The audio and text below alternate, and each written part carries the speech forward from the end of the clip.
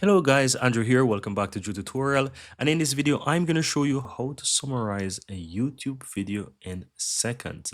So the incredible website that I'm going to show you how to use is NoteGPT.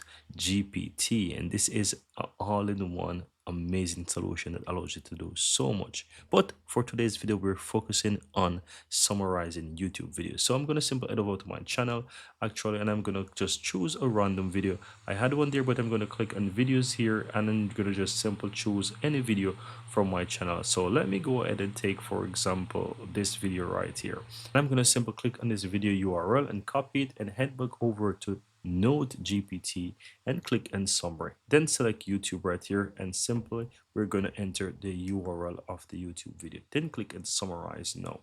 This is going to quickly find the YouTube video, and you will see it's going to extract some content right here, which is a transcript of the video. So once it has a transcript, it's going to try or attempt to summarize the video all in one go. Sometimes that fails, but it doesn't stop you. You can simply click hit transcript once. You can simply click hit summarize now, and it will also do the trick.